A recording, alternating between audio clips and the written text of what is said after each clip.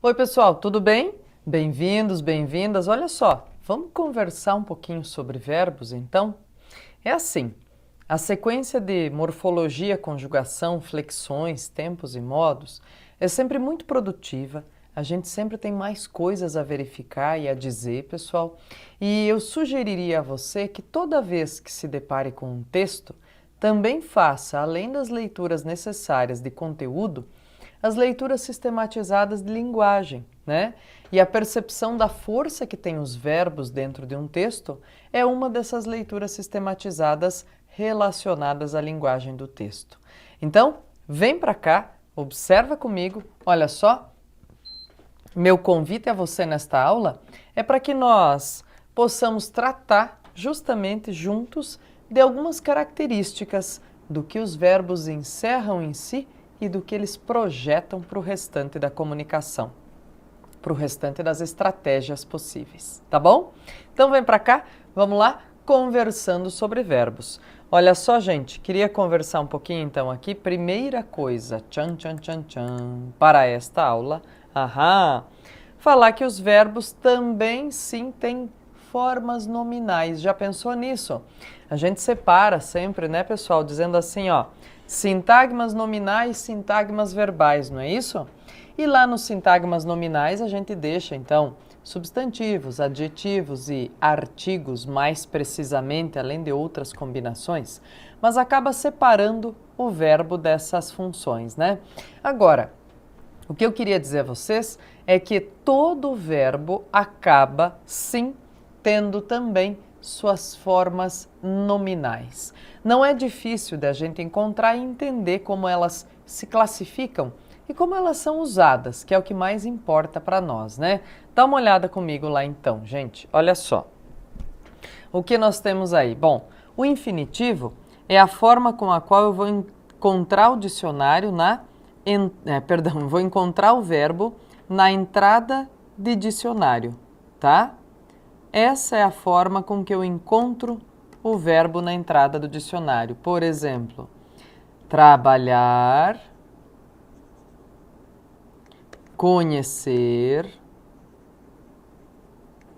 constituir, tá?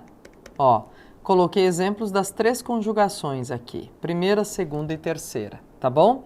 Então vejam qual é a marca do infinitivo, por isso que a gente está observando aqui, terminação em R, tá? Terminação em R, ok?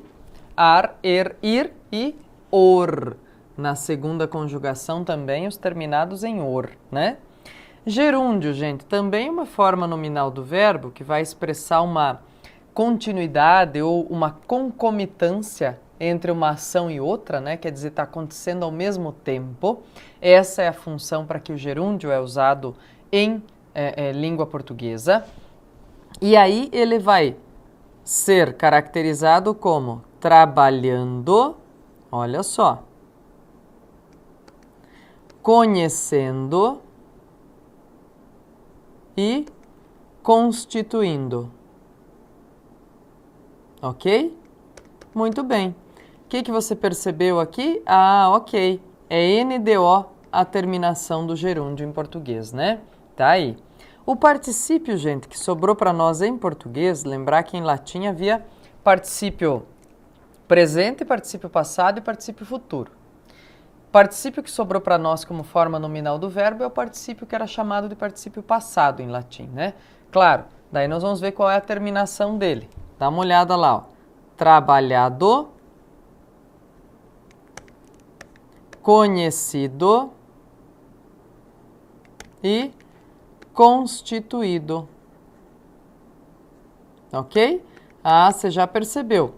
Em lugar de NDO, a terminação então é DO, né? Ok, percebidas aí as formas nominais do verbo, então. Vamos falar mais sobre algumas situações, algumas características aí, né? E vejam, o particípio tem justamente esse nome, gente, porque ele participa. Como assim participa, prof? Bom, ele está dentro dos verbos, mas também está dentro dos adjetivos, né? A terminação dele permite que ele seja empregado como adjetivo, tá bom? Dá uma olhada com a prof, então, em outras coisas. Bom, gente, quanto aos paradigmas, ou seja, as formas de conjugação, os verbos vão se classificar, pessoal, como regulares, né, aqueles que têm todas os formatos cujo radical não muda, né, na hora de fazer a conjugação. Os irregulares, que vão apresentar a mudança de radical. Os anômalos, que vão apresentar algumas formas diferentes de radical, né, ou melhor, muda o tempo todo. Os defectivos, que não vão apresentar algumas conjugações. E os abundantes, que vão apresentar mais de uma para a mesma forma. Eu diria que o maior cuidado aqui, pessoal, é com a forma dos abundantes no sentido do uso, principalmente, bem isso, ó, do particípio, tá? Como assim, ó? Particípio morto e matado. Chego e chegado. Pego e pegado, por exemplo, ok? Como assim, prof? Dá uma olhada comigo, ó.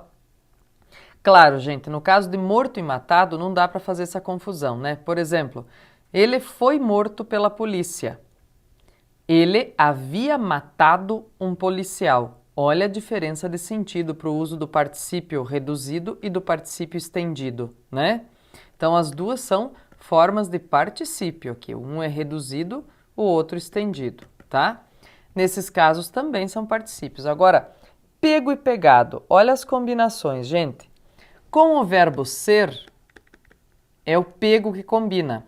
Com o verbo ter, é o pegado que combina, tá? Então, por exemplo, ele tinha pegado o meu dinheiro, embora tenha gente que diga o quê? Ele tinha pego. Não, gente, a combinação específica usual é tinha pegado, tá? Ou havia pegado. Ter e o haver funcionam aqui do mesmo jeito, tá? Agora, ele foi pego pela polícia, tá vendo? Ó, o verbo ser é com o particípio reduzido, ok? A gente também que vai dizer o quê? Ele tinha chego. Não, é ele tinha chegado. Aliás, esse particípio nem se dá, nem aparece, nem acontece, né? Então, é o chegado que aparece aí, ok? Cuidado, então, gente, com essas expressões, porque uma ou outra forma pode ser usada, inclusive, em questão de vestibular, para a gente analisar, né, qual é a relação ou qual é a analogia que se faz para o uso desses particípios. Então, tomam cuidado. Ter e haver com particípio estendido, ser com particípio reduzido, tá? Faz essa tabelinha, lembra-se no uso aí cotidiano na sua comunicação oral e escrita, tá bom? Segue lá, mais um pouquinho. Vamos falar então dessas tais estruturas verbais, gente, perifrásticas. Bom, o que é uma perífrase, né, gente? É uma espécie de locução, não é isso? Ah, legal, ó. Verbos auxiliares e locuções verbais. Olha só, desde que comecei o ensino médio, tenho estudado muito. Vamos lá. Onde que está a força da informação do conteúdo? No verbo estudado, né? A ação que eu tenho desenvolvido é estudar, ok? Agora, a marca do verbo auxiliar aqui vai me ajudar a dizer quanto tenho feito isso, ou se terminei, ou se comecei, ou se estou em curso disso, né? E daí nós vamos perceber que sim, eu continuo fazendo, né? Tenho estudado, dá um aspecto aí de durativo, de duratividade, de continuidade, né? De permanência. Locuções verbais aparecem nos tempos verbais compostos, olha só, na voz passiva analítica e em formas perifrásticas de verbos, tá? Então, as locuções com o verbo auxiliar e o verbo principal vão aparecer sempre nesses casos, tá bem? Então, olha lá. Vamos conversar um pouquinho falando em locução, gente? Eu separei um artigo aqui para a gente conversar um pouco sobre aplicações do gerúndio. Olha só, antes de tudo e mais nada, queria dizer a você que expliquei as formas nominais, falei do gerúndio, porque de fato ele tem função em português e deve ser empregado, né? Ele funciona como algo que estabelece concomitância, coexistência de relações de ação. Agora, o que aconteceu principalmente do meio da década de 90 para cá foi, e já aconteceu com mais força, agora parece que está perdendo a intensidade, né? Olha que interessante. Foi uma invasão, gente, das perífrases com uma quantidade infinita de verbos e inclusive com a aplicação do gerúndio. A isso se deu o nome de gerundismo. E aí tem um texto que vai aparecer agora, que é uma brincadeira, justamente é uma ironia com esses usos do gerúndio.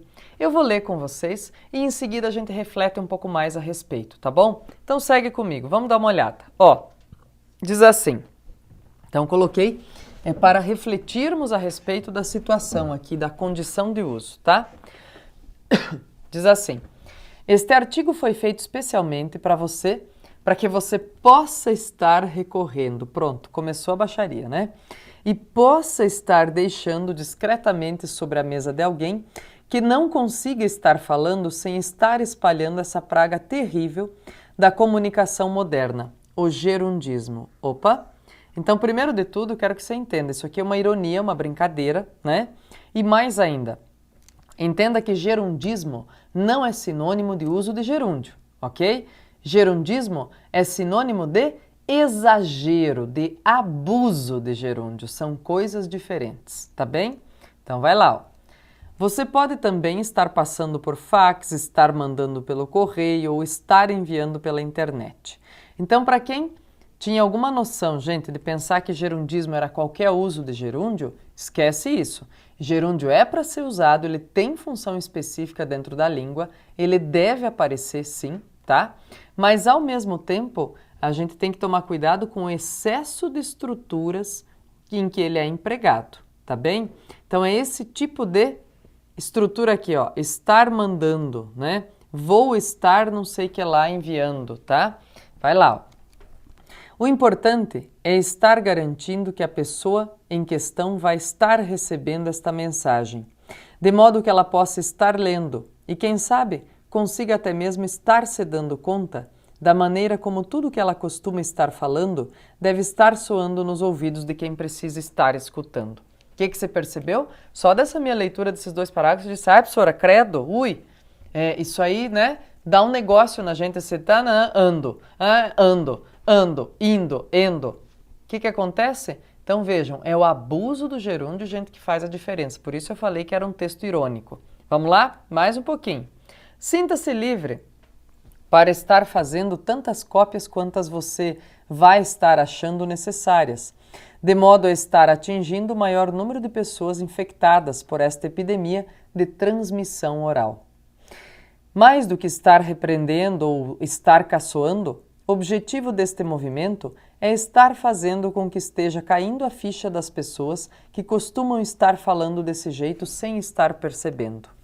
Nós temos que estar nos unindo para estar mostrando a nossos interlocutores que sim, pode estar existindo uma maneira de estar aprendendo a estar parando de estar falando desse jeito. Até porque, caso contrário, todos nós vamos estar sendo obrigados a estar emigrando para algum lugar onde não vão estar nos obrigando a estar ouvindo frases assim o dia inteirinho. Sinceramente, nossa paciência está ficando a ponto de estar estourando. O próximo, eu vou estar transferindo a sua ligação, que eu vai estar ouvindo pode estar provocando alguma reação violenta da minha parte. Eu não vou estar me responsabilizando pelos meus atos. As pessoas precisam estar entendendo a maneira como esse vício maldito conseguiu estar entrando na linguagem do dia a dia. Qual é uma das hipóteses, gente, para essa entrada? Tudo começou a estar acontecendo quando alguém precisou estar traduzindo manuais de atendimento por telemarketing do inglês. E como a gente sabe, olha só, essa forminha aqui é muito comum, muito recorrente no inglês, mas ela não designa gerúndio o tempo todo, gente. Esqueceram de avisar isso, né? Daí a estar pensando que we'll be sending it tomorrow, e tomorrow possa estar tendo o mesmo significado que nós vamos estar mandando isso amanhã. Não, gente, ó, é o quê? Nós enviaremos isso amanhã, tá? isso aqui dá uma noção de futuro, ou nós enviamos isso amanhã, também pode dar uma noção de presente, tá? Então, pessoal, essa história de desdobrar tudo que dá essa noção para vamos estar fazendo alguma coisa, acabou por ser um passo, segundo algumas hipóteses, de entrada ou de ressurgência, né, dessa construção em português contemporâneo que soa mesmo ao ouvido de maneira exaustiva, tá? Bom, qual é a grande hipótese também de outro lado? É que essa construção em português contemporâneo só se deu, só foi possível, porque ela existia, inclusive com duplo gerúndio, já em português arcaico. O que aconteceu? Com o passar do tempo, ela foi se transformando numa coisa menos usual, numa ação, numa expressão menos usual, né? E isso foi possível graças ao uso de outras estruturas textuais, de outras estruturas verbais, né? O que acontece aí, pessoal, desse ponto de vista ou para diante disso? O que acontece é que com a ressurreição desse formato, se criou uma espécie de estratégia de protelação. E é isso que dá carga negativa para essa estrutura, para essa perífrase, né? Por quê? Porque junto com essa estrutura, com essa perífrase do gerúndio, veio também a protelação da resolução do problema. Por que se fala disso relacionado a atendentes de telemarketing? Porque, em geral, o que acontece? E, de novo, eu digo a vocês que agora mudou um tanto já, a gente percebe que isso está se transformando, mas que da metade dos anos 90 até a metade da primeira década do século 21, isso foi uma praga mesmo, gente. E daí, o que diziam? Eu vou estar transferindo sua ligação, eu vou estar enviando seu pedido, eu vou estar relacionando aqui a sua sugestão. E o que dava a impressão à pessoa? De que nunca havia uma resolução efetiva para o seu problema, de que as pessoas estavam sempre protelando, mandando para frente o problema. Então, além de tudo, além do enjoativo ao ouvido dessa expressão, ela se transformou no sinônimo de protelação, de procrastinação daquilo que deveria ser feito para atender, para resolver de imediato o seu problema, com telefonia, com assinatura de jornal e revista, com internet, com, enfim, uma série de serviços de que você precisa do telefone para resolver com o teleatendente, né? Então, vejam, tem uma força da expressão verbal aí, gente, mas tem uma força construída culturalmente com ela também, tá? Então, legal para a gente refletir sobre esse tipo de coisa. Sigamos com o texto, vamos lá. Olha só, pouco a pouco, a coisa deixou de estar acontecendo apenas no âmbito dos atendentes de telemarketing para estar ganhando os escritórios. Todo mundo passou a estar marcando reuniões, a estar considerando pedidos e a estar retornando ligações. A gravidade da situação só começou a estar se evidenciando quando o diálogo mais coloquial demonstrou estar sendo invadido inapelavelmente pelo gerundismo. Quer dizer, mesmo o diálogo mais simples entre pessoas conhecidas passou a ser invadido por essa praga, né? A primeira pessoa que inventou deve estar falando, eu vou estar pensando no seu caso. Sem querer, acabou por estar escancarando uma porta para essa infelicidade linguística estar se instalando nas ruas e estar entrando em nossas vidas. Você certamente já deve ter estado ouvindo coisas como: o que você vai estar fazendo no domingo? Ou quando que você vai estar viajando para a praia? Ou me espera que eu vou estar te ligando assim que eu chegar em casa. Deus, o que a gente pode estar fazendo para que as pessoas estejam entendendo o que esse negócio pode estar provocando no cérebro das novas gerações? A única solução vai estar sendo submeter o gerundismo à mesma campanha de desmoralização a qual precisaram estar sendo expostos seus coleguinhas contagiosos, como o a nível de, o enquanto, para se ter uma ideia e outros menos votados, né? A nível de linguagem, enquanto pessoa, o que você acha de estar insistindo em estar falando desse jeito? Bom, é uma brincadeira aí do Ricardo Freire, né, gente? Sobre justamente esse problema que graçava aí na comunicação, eu disse a vocês, até a primeira metade aí da primeira década do século XXI. As coisas parecem que estão se transformando e a diminuição do uso dessa praga da expressão tem acontecido. Agora, o que eu queria que ficasse bem claro, gente, gerúndio existe para ser usado. O gerundismo é que é incômodo, desajustado e desnecessário na linguagem, tá bem? Então não saia corrigindo qualquer uso de gerúndio que você encontrar pelo caminho, tá? Ó, de olho, toma esse cuidado. Segue lá comigo, vamos falar um pouquinho dos verbos impessoais, então, pessoal? Olha, o próprio nome é transparente para a definição desse tipo de verbo, ou seja, ele é impessoal, ele não obedece uma pessoa do discurso para ser conjugado, tá bem? O que acontece então? Verbos impessoais, como aqueles que fazem o quê? Eles designam fenômenos da natureza, não é isso? Nevar, relampejar, trovejar, ventar, garoar, entre outros. Isso em língua portuguesa. Em outras línguas, esses verbos precisam de sujeito, tá? Então, inclusive em inglês, em português é que eles não têm sujeito, eles não obedecem a um sujeito verbal, ok? Muito bem. Agora vamos falar um pouquinho do verbo haver, que também pode ser um vilão da nossa comunicação. Olha só, por esses dias mesmo, pessoal, houve um levante, muita gente compartilhando e tal, porque uma autoridade pública federal falou uma flexão do verbo haver em público, né, num discurso público. Falou um houveram ou um haverão, né, se referindo a mudanças de uma estrutura. Falou um haverão mudanças ou houveram mudanças. O que acontece aí, pessoal? Toma um cuidado especial, tá? Com o verbo haver, como ele é impessoal nesse caso, não há flexão, tá? Então dá uma olhada comigo, vamos falar disso com cuidado e carinho. Vai lá. Sentido de existir e sentido de tempo decorrido. Veja só, ele indicando dois sentidos aqui. Há muitas pessoas no pátio. Vejam que apesar de muitas pessoas estar no plural, gente, o verbo haver está incólume, indelével aqui, né? Intocável, no singular. Por quê? Porque ele é impessoal. Como é que eu descubro isso, prof? Substitui por existir. Faz essa troca, pessoal.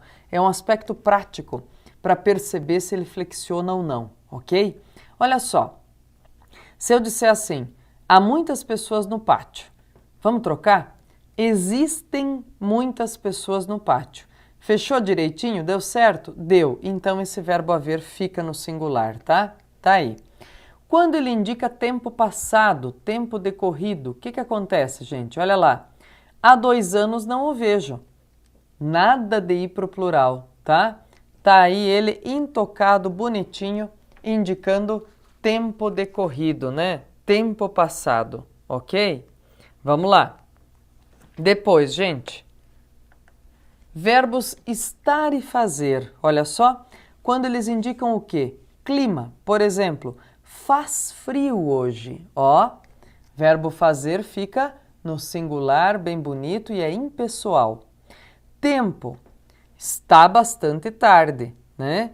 Também, olha só, singular e impessoal, ok? Com a expressão passar de, indicando horas, embora as horas estejam no plural, já passa das 10 horas. Agora, se eu disser assim, gente, já passam 20 minutos das 10 horas. Também está ok? Também está ok, porque agora eu tenho um referente para o verbo passar, né? Eu tenho a quantidade de minutos. Então, 20 minutos já passam das 10 horas. Esse 20 minutos é sujeito, daí sim, tá bom? Agora, como está aqui, ó, é assim mesmo, singular. Com as expressões chegar de e bastar, de no imperativo. Basta de baderna, garotos, né? Então, sempre fica no singular. E é importante observar, pessoal, olha só, eu deixo essa comunicação aqui. Esse é o único caso de verbo no imperativo com oração sem sujeito. Todos os outros têm sujeito oculto, né? Como assim? Eu digo, caminhe mais rápido. Há um sujeito oculto aí, né? Ou elíptico, como queiram, tá? Mas há uma pessoa a quem eu me eu me refiro, tá, com esse verbo. Com o verbo ser indicando horas, datas e distâncias, vamos dar uma olhada? Esse verbo, apesar de ser impessoal, não ficará obrigatoriamente na terceira pessoa do singular. Dá uma olhada comigo, gente. São 2 horas da tarde. Opa, foi pro plural aí, né? É 1h52. Ó, por quê? Porque eu não cheguei no 2 ainda, tá? Era meio-dia quando ela chegou. Então, dá uma olhada, ó, singular, singular. Agora, das 2 em diante, plural, ok? Depois, gente, quando indicar datas, tanto poderá ficar no singular quanto no plural. Com exceção do primeiro dia do mês, nesse caso, o verbo fica no singular. É 1º de novembro. Bom, aqui a ideia que rege, né, gente, é a lógica de que é um dia só, é o primeiro dia. Então, só pode ser singular. Agora, é 10 de novembro. É dia 10 de novembro, ok. São 10 de novembro? Também. Então, olha só, aqui as duas estão de acordo, tá? É 10 de novembro ou são 10 de novembro, tá ok. Dá uma olhada, vamos ver aqui. Olha o que faz o nosso gato mal-humorado Garfield, que odeia segunda-feira, mas que adora lasanha, né? O que ele diz? Últimas palavras. Eu sei onde tem doces. Ele é bom. Então, veja só, ele vai trabalhando aqui, ó, com concordância. Veja o que nós temos. Eu sei onde tem doces. Eu posso substituir o verbo ter por haver? Sim. Onde há doces. Na verdade, é o contrário que vem acontecendo, né? O verbo haver, que ocuparia formalmente e tradicionalmente esse espaço, vem sendo substituído pelo verbo ter nas mais diversas formas de comunicação, tá? Então, vem acontecendo principalmente em comunicações mais informais, mas em situações mais formais também, tá? Vou falar um pouquinho mais do verbo haver, acompanha comigo, gente, olha lá. Quando for usado no sentido de existir, ele é impessoal, então está sempre no singular, né? Aquilo que a prof usou como exemplo anteriormente. Havia muitas pessoas no colégio. Haviam muitas pessoas no colégio, está errado, tá? Por isso que está em vermelho. No caso de locuções verbais, veja só, tendo o verbo haver sentido de existir, o auxiliar fica impessoal. Olha a dúvida que a gente sempre tem, né? Devem haver muitas pessoas? Não. Deve haver. O auxiliar fica no singular, tá, gente? Depois, quando indica tempo decorrido, também é impessoal. Há 2 meses não o vejo, não importa quanto tempo, tá? Singular. Quando equivale a ter, ele é conjugado normalmente concordando com o sujeito. Elas haviam chegado, ou seja, elas tinham chegado. Não é elas existiam chegado, tá vendo? Olha a diferença, né? E daí, pessoal, olha, um trechinho aqui para a gente conversar um pouquinho sobre o fenômeno linguístico da mudança do verbo haver por ter, do professor e linguista Marcos Banho. Sigam-no nas redes sociais, ele sempre tem ideias muito legais a respeito dos usos da língua, tudo bem? Segue comigo lá. Pode parecer inacreditável, mas muitas das prescrições, ou seja, das determinações da pedagogia tradicional da língua, até hoje se baseiam nos usos que os escritores portugueses do século XIX faziam da língua. Se tantas pessoas condenam, por exemplo, o uso do verbo ter no lugar do haver, como em hoje tem feijoada, é simplesmente porque os portugueses, em dado momento da história de sua língua, deixaram de fazer esse uso existencial do verbo ter. Simplesmente por isso, né, gente? Então veja, cuidado! Atualizações de fatos e fenômenos linguísticos são necessárias. E nós temos, por isso eu falei, cada vez mais a disposição de substituir o verbo haver por ter com sentido existencial em português contemporâneo. Um abraço a todos, já nos vemos em outra aula. Fica atento, fica ligado, comenta, compartilha, conversa conosco. Tchau, tchau!